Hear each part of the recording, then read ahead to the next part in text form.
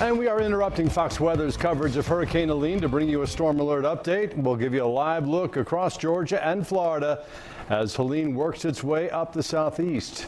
Let's get to Fox 5 Chief Meteorologist David Chandley for the latest on the storm's path. David, it's still moving fast. Still moving fast and causing a whole lot of trouble and will over the next about 6-7 hours across North Georgia. So buckle up. Here we go.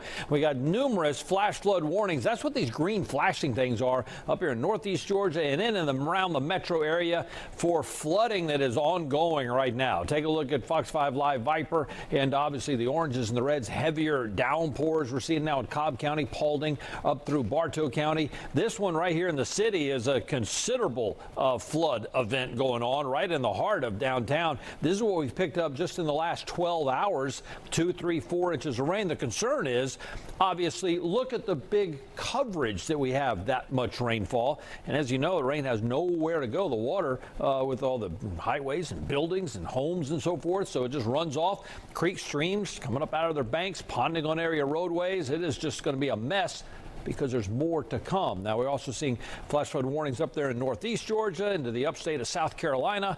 And yeah, here we go down here to the southwest. They're starting to get some flood warnings there in southwest Georgia as well. The center of the circulation has now come ashore. It's down there and right along the Georgia-Florida line. There goes the eye of the storm near Valdosta as we speak. And it's going to kind of make a turn right up and come up I-75 heading into North Georgia here as the morning goes on. All right, so rainfall is going to continue. It's going to continue to pinwheel in here from the southeast to the northwest, and that's going to continue for many, many hours, right on into early tomorrow morning. The heaviest, I think, will be over with by the time we get into daybreak and beyond. Now, this is additional rainfall across the area.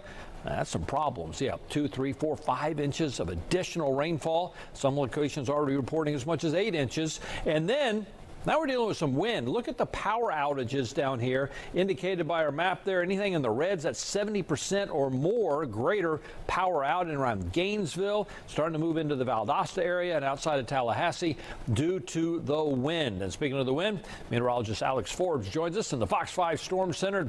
Alex, we've already picking up one wind gust. I think it was Perry, Florida. Yep. 99 miles an hour. And just across the state line now in Georgia, this is going to be the Southern Lowndes Weather Station, 88 miles an hour. So that's not too far away from where Fox 5's Tyler Fingert is. I want to show you our the gust here. So that's going to be what we've measured most recently. That's going to be 50 over in Thomaston, 71 there along the shore. And then that 80 mile an hour gust is going to be just to the south of that Valdosta sensor. David, I'm looking at this map right now. And what I'm noticing is that we've gotten more information, and this is now dropped from a 4 to a 2. So this is now a Category 2 hurricane in southern Georgia, and we're going to continue to monitor the wind speeds here, really, for the most part, across the area. I tell you what, let me take you back over to Fox 5 Live Viper, and I want to bring you down to the Valdosta area and show you what is going on down there. In fact, let me flip it over into this mode right here. And there we go. So you see the eye wall has come ashore in this area. And what David was showing you is it coming north into metro Atlanta. And what we're going to be watching for is how strong are the winds in southern Georgia, which, as we were just telling you, are already pretty strong. And how is that going to translate into northern Georgia as we find our way here through the remainder of the evening, really, across the area. So that's Fox 5 Live Viper. Also worth noting, David and I were talking about a bit ago, the tornado watches are down to our south and to our east over into South Carolina.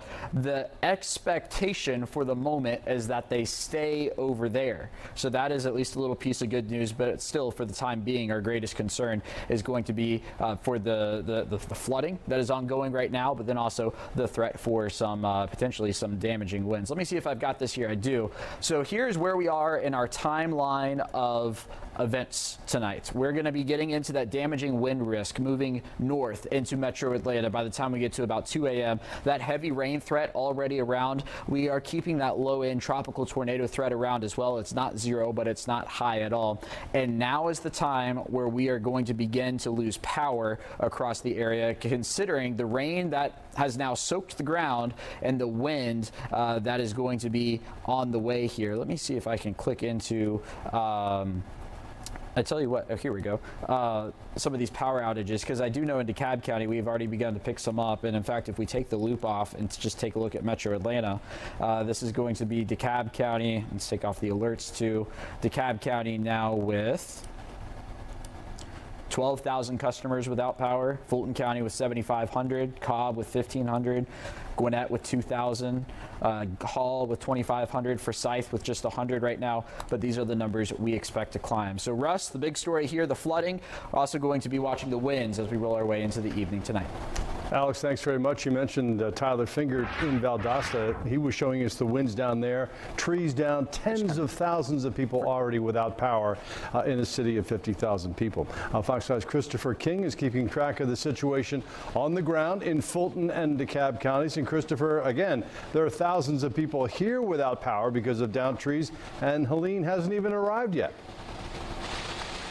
That's right, Russ, and the rain is gushing down. The rain is pouring down, and the water is gushing down by my feet on this road. Why is that? Take a look over here on this street. This is Lake Forest Lane. The road is blocked off from Wyuka to Barbara Lane. Atlanta closed the street because of this sinkhole. Take a look at some video that we shot earlier.